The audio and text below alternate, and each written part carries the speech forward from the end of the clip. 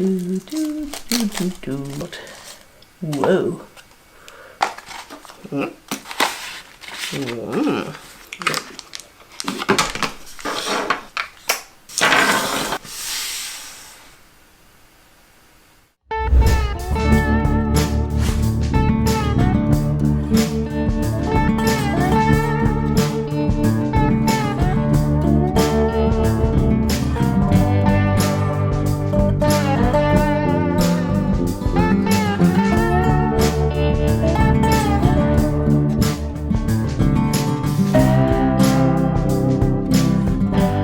Alright guys, we are in an adventure park right now and we have brought the Insta360 GO3 and we're gonna do some tests. We're both gonna zip line down this thing and see what the quality is compared to the GO2, and we're gonna test the flow state and a downhill adventure thing, and we're gonna do the time shift in a high altitude obstacle course.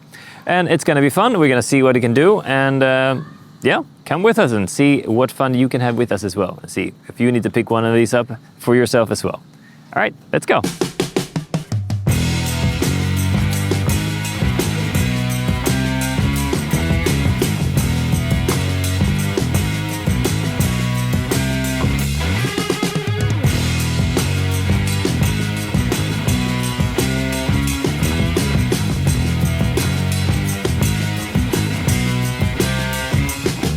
All right, guys, we have our buddy Marika here today, and we're gonna do adventure things together. So she's gonna do some of the camera work and be with me in all of the things that we're gonna do. Is it gonna be fun, Marika? Yes. Yes, it's gonna be fun. Adventure! Woohoo! Woo! All right, let's go.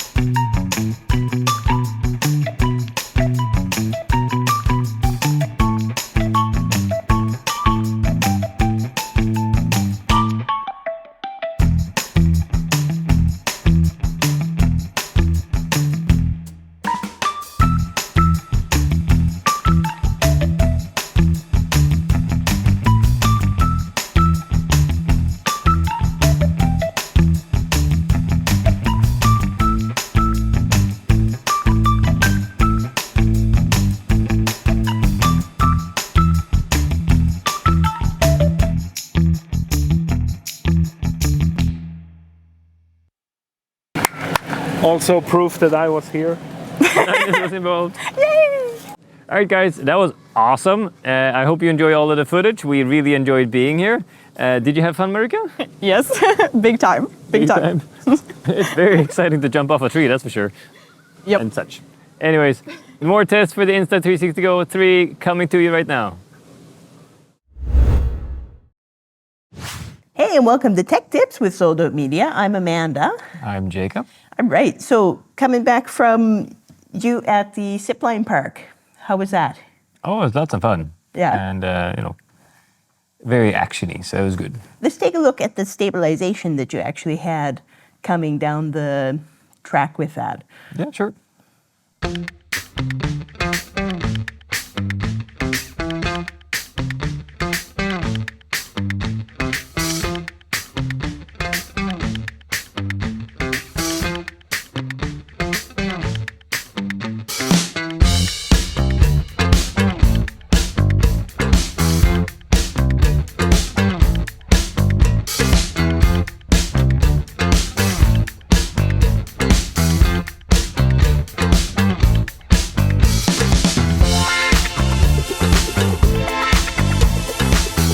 Okay, looking at it, I feel like the stabilization from the max stabilization is actually more cropped in than what I would want to be using on an event like this. Like if you look at the standard stabilization, it's really stable. Yeah. And you still get a lot of the shot.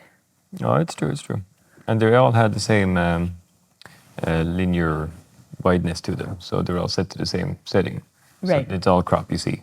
Can you set them all to the wide setting in that, or like the ultra wide? Yes, so you could try to compensate with ultra wide and then crop in. I did notice in some of the wider shots, the ultra wide, it almost looks like it's bowing out on the ends quite a bit. Yeah, that's why I don't like using the ultra wide too much, because if you're not centered, everything gets a little bit bowed, as you say. Yeah. Okay. Next thing you did at the park, though, was the up in the air. You had Marika with the Insta2 on it. So I did a time shift, and she was behind me doing with the other camera, yes. Yeah. So you want to take a look at that? Yeah, let's take a look at that.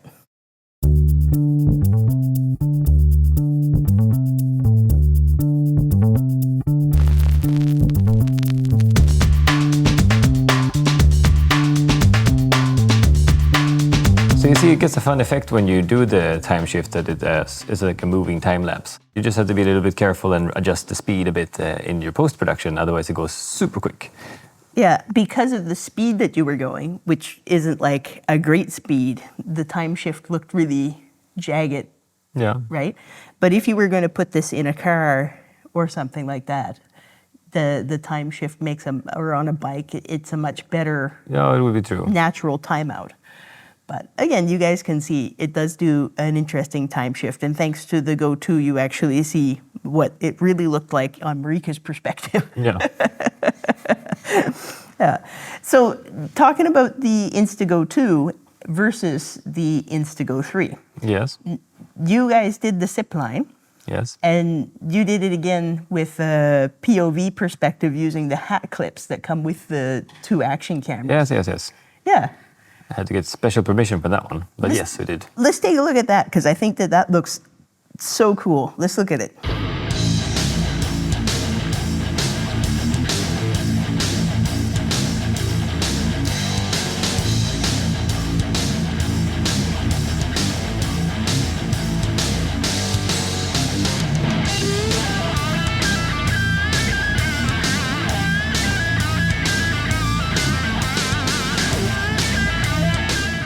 Straight away, what I see is way more detail in the GO3. Definitely. Yeah. What I can say, guys, is these little cameras, they're not a joke. We've used the Insta GO2 in so many different scenarios. Yeah, they're so handy. They're so tiny and waterproof. You can just stick them to places. We've used the GO2 in our cooking program. We've attached it to the knife. We've thrown it in a frying pan. No joke, like when she was dumping stuff into the frying pan, it was in the bowl being dumped in the frying pan as well. We've put it in ovens. We've put it on barbecues. The thing is, you gotta treat these cameras like storytelling tools. Mm-hmm. It's not ever gonna be your main camera, although the 3 has definitely made a big step forward in resolution, eye tracking, and usability. Yeah, it's true. And we'll get to that. Yep. But in terms of actually using this as a tool, it's not a toy. I mean, like, you can definitely have it as a toy, but we've used it in real live broadcast situations. We've used it on drums. Yes. We've used it on guitars. We've used it just about anywhere as you could imagine, and that was the 2. But now, having the 3 having more clarity and more detail, I'm super excited about all of these real use applications. Like, we will definitely do more cooking programs, and now we're gonna have 2 Instagos. Oh, we can double trouble. Yeah, exactly, to throw into things. And shout out to my friend back in Canada, Joan McKelman, who taught me everything about doing TV cooking. Cooking shows. If you're watching, Joan. Yeah, let's get back into this. Detail in this shot is incredible. What else can you notice about this, the difference between the GO2 and the GO3 going down the zip line? Going down the zip line, I'd say the coloration of the trees, like they seem a little bit more orangey. On the 2, yeah. On the 2, yes. Because you can almost see the leaves itself on the 3. And it kind of feels like a motion blur. Gets a bit more blurry on the 2 than on the 3. And when you switch to your face, not in this specific clip, but it catches you much better with the focus. Mm-hmm. It focuses on the person with the face focus. Mm-hmm. And that helps a lot. It helps you be more comfortable using it. when you know what it can do. Yeah, exactly. So let's talk a little bit about what we have here. We got the, I was going to say it was a travel kit. Yep. So you guys saw in the unboxing, there is the Insta3. And let's take a look at the size between these two guys. There you go. They have little clamps on them. This version has little clamps on it instead of just a magnet, so it actually hooks on the side. Yeah. So here's the size difference. You can see the 3 is a little chunkier. Yeah. He's a little weightier. This actually has a locking system on all of its attachments, where this one is just a magnet. This guy still has the magnet, but it has the lock too. Can I lock them together? Ooh, look at that. How useful. Yeah, I know, right? You just throw it like a ninja star. Frisbee perspective. Yeah. So with the travel kit, you get, and I have to recommend getting this. This is my favorite new thing. It tells you which the polarity is on it. That's right. Yeah. So it locks in. That's not going anywhere. No, and I love that so much. It was so comfortable using that compared to the risk of the magnet getting loose. Yeah. And so this little tripod mount doesn't just mount the camera. It also mounts the, does this have a polarity too? It's the polarity, I believe. It also has the little clips on it. So if I wanted to do it this way, there we go. So Yeah, it's like now a that's standard action camera. like that's not going anywhere. I would be very scared if I hadn't used this a lot. Amanda. It's like smash. It's like, we used to have a GO3. And that concludes our demonstration for today. Oh, but yeah, and then to just release it, you just pinch the clips. So you got that. And with the travel kit, you get the selfie stick. You get this mount here, because this is actually, you can mount this on any tripod mount. That's your regular quarter mount. And you have a quick clip to lock that in, like a quick pin to lock that to that, and then that to that. But then you also have, if you don't want to use the handle, you have this mount. And this is a sticky mount. So it's the same as the generation before sticky mount. Okay, yeah, and let's talk just a little bit about that real quick, because, so this I've used in Edith's program, in our cooking program, so many times. It's just a little piece of plastic I keep on it to keep it sticky. If it loses its stickiness, you just wash it with soap and water. But we've had this on the side of knives, we've had it on pot handles. And when we did our last cooking program, it Somebody snapped. got wild. Yeah, Linus, right? It probably was Linus. I can't confirm or deny that it was or was not Linus. But yeah, so she had it looking at the what was inside the pot. She had it on the frying handle, and so she's doing this, and then it broke. It cracked right there. And I mean, this is a really nice attachment, but it was very cheaply made plastic. But this one is a little bit more robust. You can move the pooter so you see better though. There you go. Same exact idea. If it loses its stickiness, you literally just wash it. Yeah. But this sticks to everything. No problem. But this isn't going to break in the same fashion. Oh, that one is so sturdy. This is like really hard plastic, I think. It's metal and plastic. Yeah, it feels heavy, so I thought it was metal. It's got, like, this part's all metal here. But anyway, this thing is not going to, you're not going to lose your machine like you did with that one. No. So just a thought, a big upgrade in attachments. I super much recommend this. Yes. Whatever kit you get, make sure that you get this in the kit, because this is, I think, just revolutionary. It does come with a different version if you have all of the old other action camera things. So it has this attached instead of that. So if you have lots of those, that could be an idea. Yeah.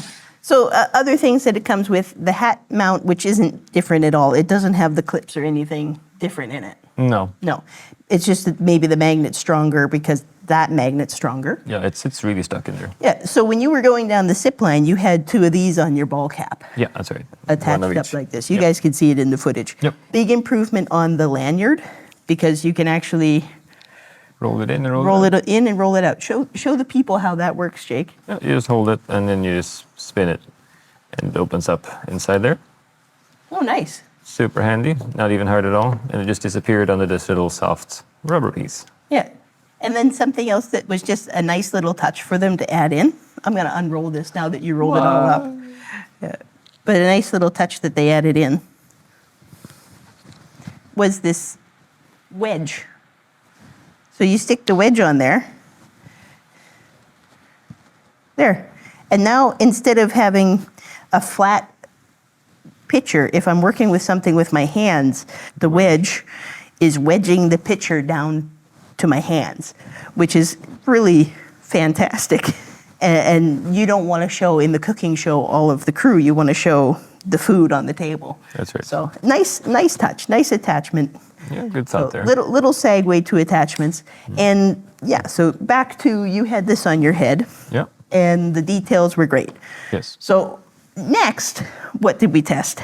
Yeah, You I climbing. climbed the tower.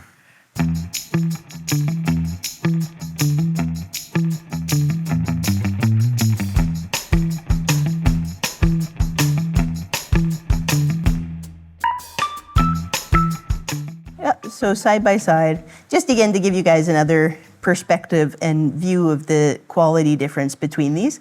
They're both really good, but you definitely see an increase in sharpness, better color coming out of the 3 than you do out of the 2. That's true. Yeah. All right, so next up, we were looking for something to do to test the water capabilities of this camera, and all it did was rain for like the last 2 weeks. You can hear it's still raining. Yeah. So initially we were trying to get water drop from the rain to ripple out above the camera. The sky was so bright. But it was a really bright sky, so we ended up faking it. So here's the fake out.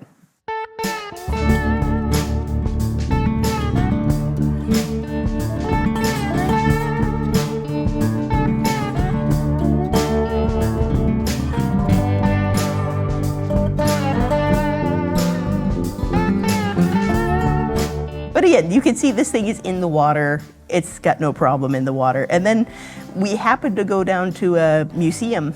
It's like an indoor zoo exploratory thing, and they have one of those tanks where you could stick your hand in.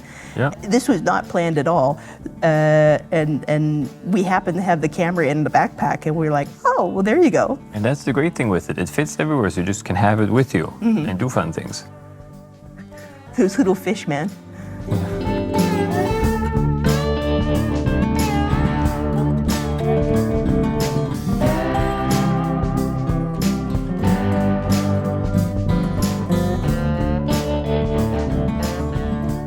I must add something though at this plot, because as soon as you duck it in the water, it lost connectivity to the screen. Okay. Which it does at times. It says you're too far away from Bluetooth, but you're really just under the water.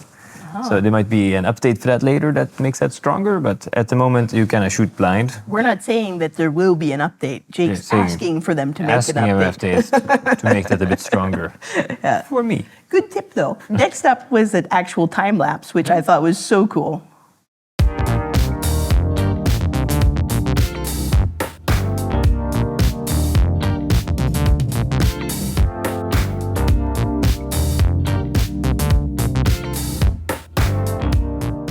Again, this is an excellent tool. It's not going to be your primary camera, but it can do a lot. And again, if you're trying to tell a story, you want to get as many tools in your hands as possible. Given the fact that these are not mega expensive, No. you know, For what it can do is like 3 cameras in one.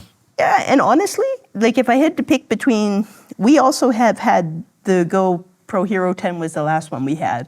Yeah. We have the Insta360 RX1 with the 360 lens and the 4K lens. Yeah, the twin edition. Yeah, the twin edition. And we've had the Osmo actions, DJI. but this is by far, now that they've added this little case with the little flip screen, Yeah, that flips all the way around. yeah, and we'll get to that. This is now the main competitor, I think. Oh yes, This is the definitely. guy to beat, but it doesn't do 4K. No, it does 2.7K. Yeah, so long as Okay, he's not quite the guy to beat, but I mean, in terms of usability, Yeah. right? All right, so slow-mo we did next.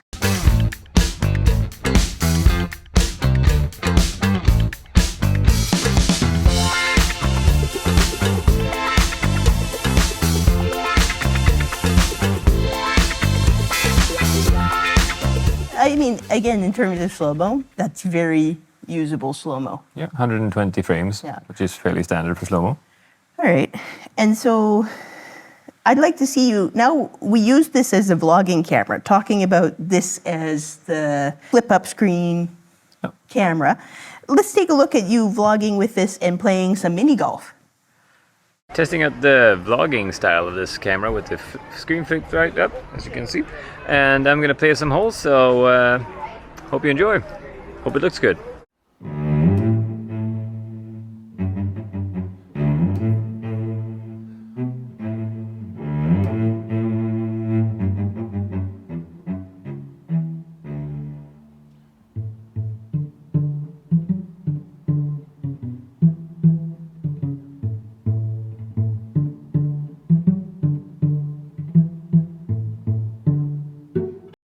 Well, your golf game needs some work, Jake. I'm gonna blame the course. But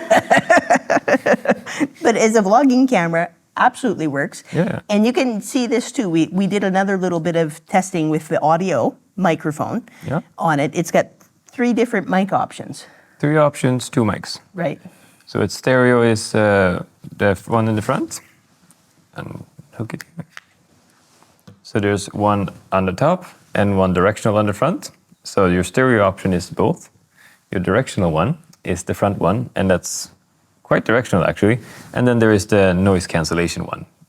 So we can just take a look at that and you can listen. All right, so this is a windy day and I'm gonna test the mics. So it has a front and a top mic, and right now on stereo it has both.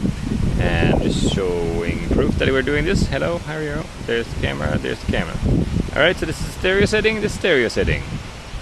All right, this is directional focus, directional mic, directional mic. So this should be better if you're pointing straight at me. So it should disappear. If pointing it towards me, it should get better. This is the front mic, the mic in the very top of the lens, or bottom of the lens, right there. So this is with noise reduction on, noise reduction on. It's still a windy day.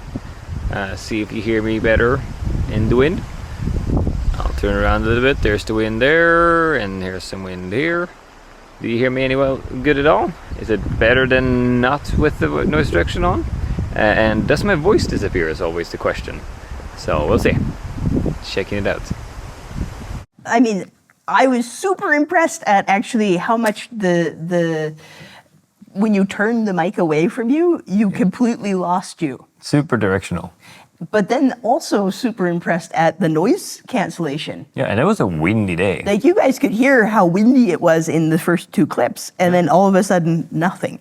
Yeah. Other thing is, just real quick, we can look side by side on the different wides. You got ultra wide and action and linear. And linear. I'm just going to show you that I'm showing you with the Insta GO2, but I'm using the Insta GO3. So this is the ultra wide. Hit the little camera. Ultra wide, this is the ultra wide. So this is the action, so you can see how wide the action is. This is the action. Going alone. Now we're shooting the linear. This is one of my favorites. And that's super wide. Also, you can probably see right there, you see the face? Face detection. Nice. Personally, I like linear the best because any wide angle camera I find makes me look ultra wide. Unless you're exactly in the center, everything else gets like round. Do you know I used to be a 2nd degree black belt? I still am a second degree black belt, but then I had 3 kids and a TV job. But I'm going to the gym, but I do not need an ultra wide camera shooting me. Linear. I'm sorry, Jake. What else do you have to say about the linear? Well, I generally like using linear better, but as we said earlier about stabilization, you might want to go wider one stop if you're going to go higher on your crop in to compensate. Otherwise, you get very, very narrow. Yeah. But in general, I usually just put it in linear anyways. Yeah. Especially at the cooking shows, because otherwise I'm looking at this and then I see everything anyways, which I don't want to see. Yeah. We have a couple more things to talk about. Night star lapse. Yes. This is Sweden in the summertime, and we don't have. It's dark from 11 o'clock until 2 o'clock. Yeah. So, more or less. So a long, nice star lapse with much stars. We tried. Yeah. You can see here. Yeah, there's no stars. We tried for your sake. If you really want, in November when it's dark for 18 hours. We can star lapse all day. Yeah, all day. All day long. Because there is no day. We have nothing to comment on it except for that it's just, you can see it's just giving a really long exposure. Yeah. So long exposure time lapse. Basically, yeah. And then in the post-production, you can just try to set the star trails in it, if there is stars. And then it's the HDR photos. So here we just got a couple of photo versus HDR photo. Yeah, so that's HDR. And we get some of you on the golf course. Yeah. Yeah. And again, like you can see the HDR does actually pop it up quite a bit. Like you get a lot more color and detail in the shadows. It's true. So, and you don't lose the highlights as much. No, but it is more an action camera than a photo camera. All right, so between the three, this one has 30 minutes of battery life, but you also have to use the app to control it. That drains it even faster. This one has 45 minutes, as we could see in the test, almost on the dot, as they promise. Yeah. And you don't need to have the phone app attached to it, but it controls and you can monitor it with the actual screen. Yeah, and this we actually had to restart the recording after 15 minutes. Yes, it has a record limit of 15 minutes. Yeah. So if you're out doing cool things, you have to think about that. This ran no problem the entire 45 minutes Yep. without issue. Until it died. Until it died. And if you had it inside of the case, it would be longer. Yeah, exactly. Yeah, these were out of the case. Yeah. Inside the case, how long does it go? Another hour and a half, I believe. All right, we'll graphic that below with the right answer, if Jake is right or not. And then, yeah, so now the only other thing we had to test was the free frame. Yes. This is probably the most phenomenal thing I think I've ever seen in my life. So you can control what you shoot. You can edit in your phone on an app, or you can actually get the software on the computer now. And if you shoot in free frame, you actually can do almost all of the adjustments, like almost like raw, but it's not raw. It's your how you're looking. if it's 9:16 or 16:9. It's like an aspect raw. Yeah, I mean, you can change the stabilization. You can change if it's wide or not wide. You can spin it in circles. So here we have our son going down a zip line. Yeah, so you just drop it in from the folder, and then you make actual keyframes. Keyframes, that's right. So you make one keyframe for your start position, and then another one for your next point in the thing. So let's spin him around. Spin around. So we do 180. There we go. Yeah. 180 is there, and then we do another keyframe back to 0. Okay. There. All right, let's play it out. Okay, here we go. Whee! Whee! Whee! That's so cool. Yeah. And he has fun playing camera stuff with his dad. Yeah, it's true. Yeah. But then you could also add the flow state or the FPV stabilization. Yeah. You can add your views, ultra Ultra wide, action view, linear. And it also has like added colors, Oh, do that again. more colors. Oh, and that's you can awesome. strengthen the colors. Oh, so like almost like a saturation almost. Yeah. And then they have a clarity. like the Oh, yeah, details, yeah. In case it was a bit soft. Yeah. And aquavision is to compensate for the colors underwater. Nice. But you didn't use that when you had the underwater clip. No, The I area. just shot it in standard video. But it looked really good anyway. Yeah. Yeah. It was inside, so it wasn't like deep in the water. so- Truth. I guess it would be more if you were in the open ocean. Yes. Yeah. And you can also add your noise reduction in post. That's amazing. So it's pretty good. So, and you can actually change the aspect ratio to 9:16 as well if you're Instagramming. If you're Instagramming, you can do that. Awesome. All right, but that's it. Yeah. So, in a nutshell, my final thoughts on this. This is a phenomenal action camera. It's an excellent tool. We have legitimately, like, we actually used this so much that we broke it. Yeah. And had to send it away and have them fix it twice. Yeah. And they fixed it and sent it right back to us without charge because it was still Under warranty. Within a year. Yeah, it didn't take us less than a year to like beat the absolute pajibbities out of this. Well, yeah. This one comes with a screen protector. This one doesn't as well. Oh yeah, both the touchscreen and this lens is removable. Yeah, this comes off. This is a protector. But this one feels a lot more rugged. Oh yes. The attachments are definitely safer. A major upgrade. Yeah, big time. And the picture clarity is 10 times better. So again, a major upgrade in this is it actually does have eye detection. It looked like it grabbed on eye when I was trying to do the HDRs on you the other day. Whether it's official eye detect, but it put a box on them.